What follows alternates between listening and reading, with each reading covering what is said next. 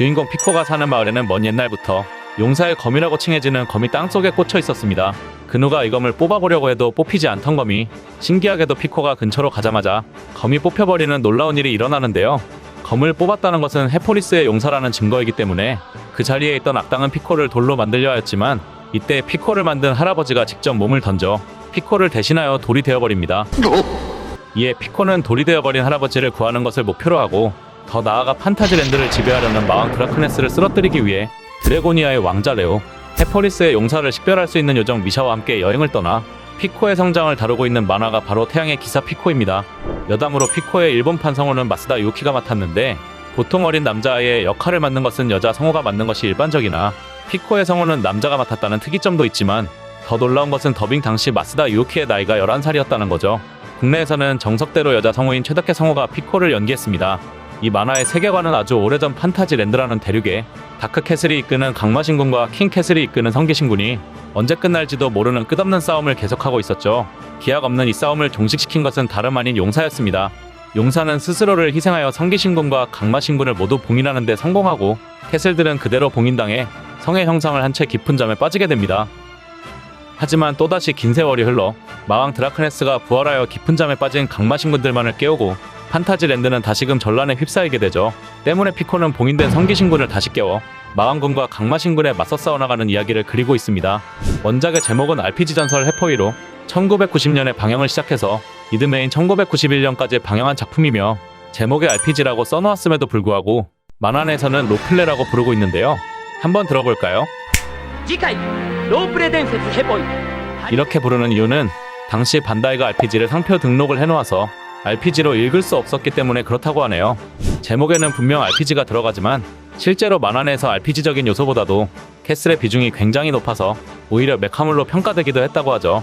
이 애니메이션의 만화책 버전도 있는데 만화가 칸다 마사히로에 의해 2권까지 연재되었고요. 중반에 하드한 전개를 보여준 애니메이션과는 달리 만화책은 초반에 진지한 전개로 나가다 중반 이후부터는 코미디색이 강한 느낌으로 변경되었다고 합니다.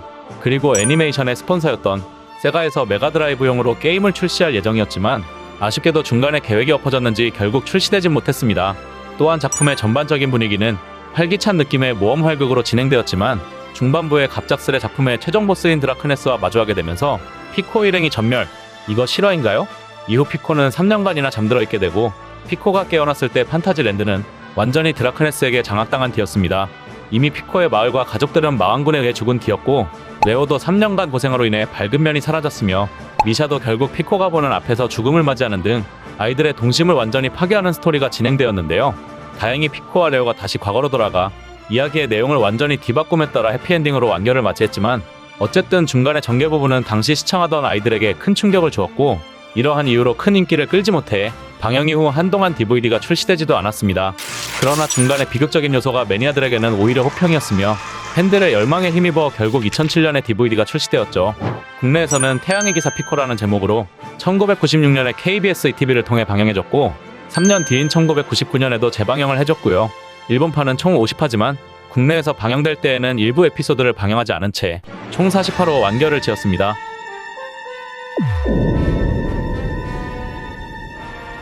드래곤 캐슬은 피코가 가장 먼저 깨운 성기신으로 용기를 담당하고 있는 캐슬입니다.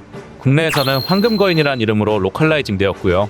피코가 가장 먼저 깨웠던 만큼 아직 피코의 실력이 용사로서 미숙했기에 고스트 캐슬을 상대함에 있어 꽤나 고생했던 캐슬이죠. 후일 피코가 드라크네스에게 패배한 후 드라크네스에게 세뇌를 당한 배틀캐슬과 일전을 펼치지만 결국 드래곤 캐슬은 배틀캐슬을 막지 못하고 쓰러지게 되는데요. 하지만 과거를 다시 바꾸기 위해 피코가 타고 온 가이바와 합체를 통해 하이퍼 드래곤 캐슬이 되어 배틀캐슬에 패배하지 않는 힘을 손에 넣습니다. 배틀캐슬은 피코 일행이 두 번째로 만난 캐슬이며 국내판에서의 명칭은 청동거인으로 변경, 우정을 담당하고 있는 캐슬입니다. 하지만 피코가 깨웠음에도 일행들에게 냉담하게 대함은 물론 용사 일행임을 밝히고 함께 싸워줄 것을 권하지만 신용이 될 만한 증거를 대라며 협력하지 않는데요. 그러자 레오는 드래고니아에서 있었던 일들을 상세히 이야기해주지만 이마저도 믿지 않으며 꿋꿋이 피코 일행에게 힘을 줄 것을 거부합니다. 덕분에 시청하는 시청자들만 속이 터져나갔죠. 그런데 피코가 용사의 귀걸이를 손에 넣자마자 인질로 붙잡고 있던 댄서들을 갑자기 풀어주더니 나는 처음부터 너희들이 믿을 만한 녀석들이란 것을 알고 있었다 라는 개소리를 레오와 미샤에게 시전. 이후 피코와 함께 대치하고 있던 강마신군 플랜트 캐슬과 싸워 승리합니다. 그러나 피코가 잠들어 있었을 때는 드라크네스에게 세뇌를 당해버려 같은 성기신군이었던 드래곤 캐슬을 쓰러뜨리고 피코의 고향마을도 완전히 쑥대밭으로 만드는 악행을 저지르게 되죠. 다행히 피코가 과거로 돌아가서 드래곤 캐슬을 파워업시켜 대항했기 때문에 과거와 같은 비극은 일어나지 않았으나 배틀 캐슬의 세뇌는 여전히 풀리지 않았고 결국에는 피코가 왕자의 검을 얻고 난 후의 일격으로 완전히 세뇌가 풀려버리며 원래의 성기신군 배틀 캐슬로 돌아옵니다. 마하라 캐슬은 피코가 세 번째로 만난 성기신군으로 국내명은 술탄 거인, 꿈을 담당하고 있는 성기신으로 커다란 대나무 위에 잠들어 있던 것을 피코가 깨워 코스모 캐슬과 맞붙게 되지만 파트너인 피코가 저 캐슬의 파트너인 로딩킹보다 약했기 때문에 일단은 피코 보고 실력을 쌓은 뒤 다시 오라고 하죠. 그 후 빙상 캐슬과 용암 캐슬의 특훈을 거쳐 강해진 피코와 함께 손쉽게 코스모 캐슬을 무찌르고요. 한편 그에게 패배한 코스모 캐슬은 천문대가 되어 어린이들의 학습에 큰 도움이 될 것이라 말합니다. 그랜드 캐슬은 피코가 네 번째로 만난 성기신군이고요. 국내명은 그랜드 거인이었으며 정의를 담당. 그와 대치하고 있는 한의화 캐슬은 원래는 성기신군이었으나 저주의 가면 때문에 강마신군에게 조종을 당하고 있는 상태였습니다.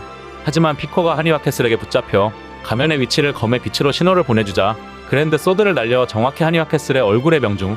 이로써 한의화 캐슬은 원래대로 돌아오며 그레이브란도는 평화를 맞이하게 됩니다. 다음으로 피코가 만난 성기신은 바론 캐슬. 국내명은 십자군 거인이며 희망을 담당하고 있는 캐슬로 설정상 최강의 공격력을 가지고 있다고는 하나 대치하고 있던 캐슬이 같은 성기신군의 파라오 캐슬에다가 그의 초능력 때문에 고전을 면치 못하다 결국 패하고 말죠. 뭔가 허무한 캐슬이네요. 파라오 캐슬은 사랑을 담당하는 캐슬로 국내명은 파라오 거인이고요. 처음에는 마왕군의 소가 바론 캐슬과 대립하게 됩니다. 이때 파라오 캐슬은 바론 캐슬에게 자신의 이상을 밝히는데 전란이 계속된 지상을 다시 세우는 것은 불가능하기에 자신의 힘으로 시스터 케이트와 함께 새로운 나라를 만들 거라 말하는데요.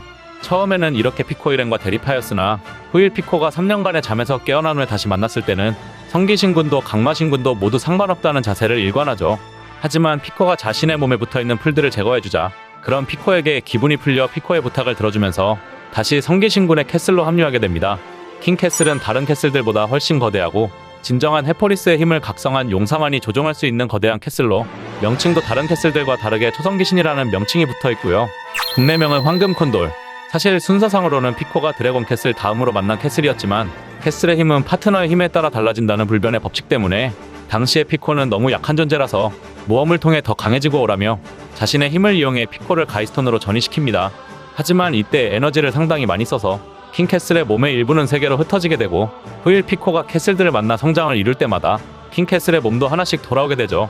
그리고 6대 성기신군들이 한자리에 모여 마법진을 펼치자 마침내 부활, 강마신군의 최강 캐슬인 다크캐슬과 맞붙게 됩니다. 그리고 만화의 오프닝이나 도입부에 나온 일부 캐슬들 중 모습을 드러내지 않은 캐슬들도 존재하는데요. 강마신군 측의 오에도 캐슬은 도입부 소개에서 제일 먼저 나오는 캐슬이지만 이 만화에서는 단 한 번도 나오지 않았고요. 또한 파르테논 캐슬이라던가 빅벤 캐슬, 에펠 캐슬 등은 오프닝에서만 그 모습을 보일 뿐 역시 오에도 캐슬과 마찬가지로 만화 내에서는 등장하지 않았습니다. 그리고 이 오프닝에서는 만화 내에서 등장했던 캐슬들의 일부 디자인도 본편과 살짝 다른 모습을 보여주는데 아마 캐슬들의 초기 디자인 정도로 생각해도 될 것 같네요. 자, 태양의 기사 피코에 관한 TMI는 여기까지. 영상이 재밌었다면 구독과 좋아요, 그리고 알림 설정까지 부탁드립니다. 그럼 다음 시간에 또 만나요. 안녕!